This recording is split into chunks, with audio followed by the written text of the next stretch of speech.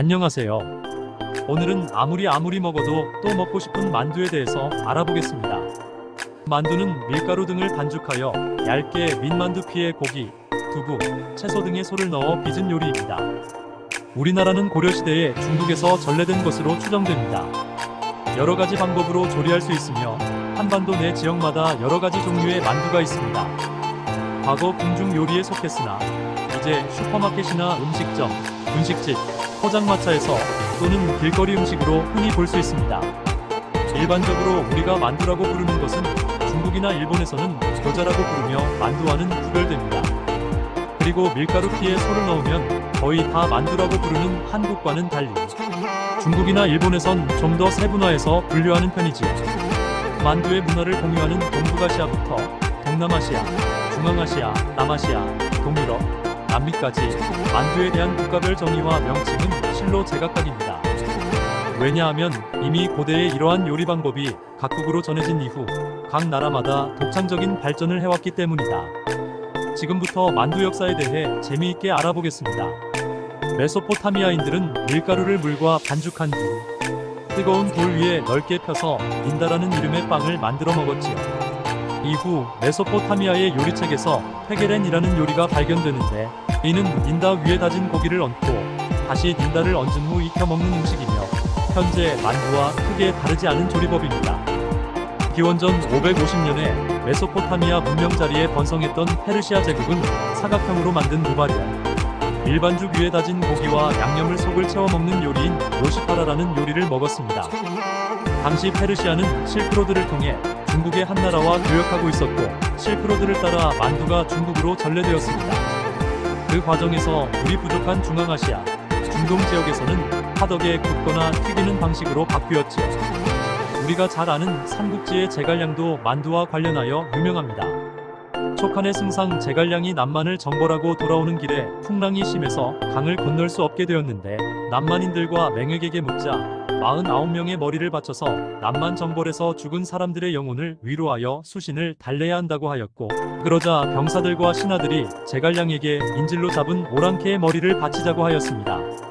하지만 전쟁에서 이미 희생이 크니 제갈량은 사람의 머리를 대신해 밀가루 반죽으로 사람의 머리 모양을 만들어서 그 안에 쇠고기, 양고기, 돼지고기와 야채를 섞은 것을 넣고 싸서 그것을 곡물로 바쳐 제사를 지내 강이 신의 노여움을 달랬다고 하는 고사가 유명합니다. 이 일화에서 유래하여 만두가 남쪽 오랑캐의 남만의 머리, 즉 만두로부터 기원했다는 내용이 송대의 사물기원의 기록에 적혀 있습니다. 그럼 이제 한국 만두에 대해 알아보겠습니다. 사실 우리 만두가 제일 맛있지요. 한국의 만두의 가장 차별화되는 점은 속재료에 두부와 당면이 거의 필수적으로 들어간다는 점입니다. 두부는 조선시기, 당면은 일제강점기시기라는 시대의 차이만 있을 뿐 둘 다 부족한 고기의 양을 불리려고 이와 같은 맛이 약한 재료들을 첨가하기 시작했던 건데 이제는 한국식 만두의 특색으로 굳건히 자리 잡고 있지요. 명절에 만들어 먹는 요리라는 점에서 송편과 비슷하지만 대체로 만두는 설날 음식, 송편은 추석 음식이지요. 한반도에서 원래 만두로 가장 유명했던 지역은 북한의 개성으로 이미 고려시대부터 쌍화점 같은 만두 가게가 성행했었습니다. 겨울이 되면 만두를 빚어 곳간에 걸어놓은 채반에 저장해 두고 먹었다고 합니다. 개성에서는 설날에 만두를 먹었고 서울에서는 떡국을 먹었다. 이를 뒷받침하듯 서울 경기를 비롯한 중부지방에서는 둘의 절충형인 떡만두국을 해먹는 것을 종종 볼 수 있습니다. 경상도나 전라도 같은 남부지방에서는 배추김치를 씻지 않고 넣어 속을 빚고 서울을 포함한 중부와 북부지방은 고춧가루의 텁텁함을 없애기 위해 김치를 씻어서 넣습니다. 상대적으로 온난한 남부지방에서는 이런 만두를 빚는 풍습이 적었습니다. 현대에는 별 문제가 되지 않지만 냉장 기술이 부족한 과거에는 봄이나 여름에 속재료인 숙주나물, 두부나 돼지고기가 쉽게 변질되었기 때문입니다.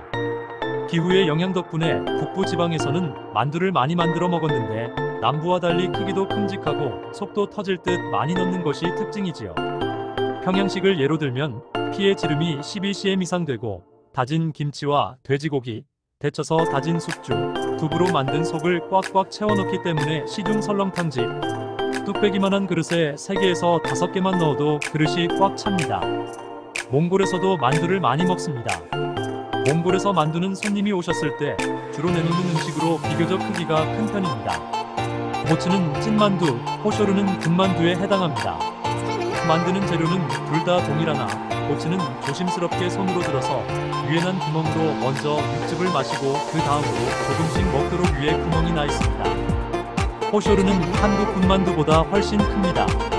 몽골 만두는 보통 순수 양고기로 만들며 야채는 들어가지 않거나 들어가도 상대적으로 적게 들어갑니다. 중국에는 다양한 만두를 많이 먹습니다. 중국 여행을 갈 때 가장 추천되는 음식 중 하나이기도 합니다. 만터우는 한국식 도금으로 만두로 읽히지만 속이 없습니다. 그냥 두꺼운 밀가루 반죽을 길게 뽑아 마시멜로 모양으로 숭덩숭덩 썰어놓은 것이나 동그랗게 빚어놓은 것을 그대로 껴놓은 형태입니다.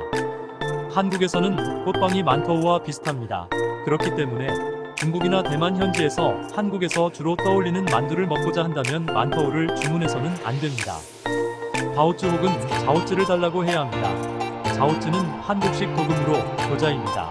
중국의 동북 지역에서 주로 먹는 만두로 익숙한 이름에서도 알 수 있듯이 우리가 보통 생각하는 만두입니다. 한국식 만두와 일본의 교자도 자오쯔에 속합니다.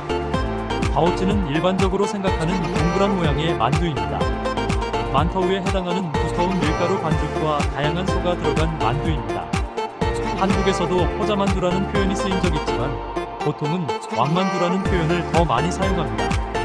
시우마이, 사오마이는 흔히 슈마이라 부르며 자오쯔보다 얇은 계란 만두피로 재료를 감싸 만들며 크기가 작습니다. 딤섬으로 많이 알려져 있고 다른 만두들과는 다르게 주식이라는 개념이 강하지 않습니다. 일본 만두에 대해 알아볼까요? 중국의 영향을 매우 강하게 받았으며 명칭도 자오쯔, 일본어로는 교자를 그대로 사용합니다. 한국에서 일반적으로 먹는 것과 같은 얇은 피의 만두는 중국과 마찬가지로 한자로 교자라고 쓰고 교자라 읽습니다. 교자 중에서도 군만두인 야끼교자가 압도적인 선호도를 보여주는데 생만두를 통째로 구운 것이라 한국식처럼 기름에 튀기듯 조리하는 것과는 약간의 차이가 있습니다. 참고로 일본에서는 만두를 중국의 수저우 지역 방언에서 차용한 만주라고 있는데 이 단어의 뜻은 팥소를 얇은 피에 넣어 구운 화과자를 뜻하기 때문에 한국의 만두와는 개념이 다릅니다. 그 외 지역의 만두에 대해 알아보겠습니다. 베트남 만두는 춘권이 베트남에서 현지화된 것으로 따도라고 부릅니다. 새우살과 고기, 버섯 등을 라이스 페이퍼에 넣어 튀긴 것을 우엉맘이나 땅콩 소스에 찍어 먹습니다. 네팔, 부탄에서는 모모라고 부릅니다. 사용하는 소는 주로 마살라로 양념한 잘게 다진 닭고기나 양고기, 물소고기를 넣습니다. 러시아와 폴란드에서도 헬메니, 피로시키 혹은 피에로기라고 부르는 만두를 먹습니다. 조지아에서는 흰칼리라는 만두가 있습니다. 흰칼리는 만두 안에 소고기를 넣고 만두 위에 고수와 후추를 뿌려 먹습니다. 터키의 만트는 특이하게도 크기가 아주 작습니다. 납작하게 민밀가루피를 가로세로 3에서 5cm 남짓한 사각형으로 자른 다음 속에 고기를 넣거나 혹은 넣지 않고 각 모퉁이를 접어서 만든 다음 삶아서 체에 건져낸 다음 요구르트와 민트, 고추버터 소스를 얹어서 먹습니다. 티베트인들이 주로 먹는 샤팔레이는 우즈벡 요리 3사와 인도 사모사 사이의 중간 형태입니다. 다진 소고기와 양파에 간을 해서 서로 넣습니다. 전 세계에 다양한 만두 요리가 있습니다. 저는 개인적으로 피가 두껍고 신김치를 넣은 만두를 좋아합니다. 너무 맛있습니다. 참고 나무 위키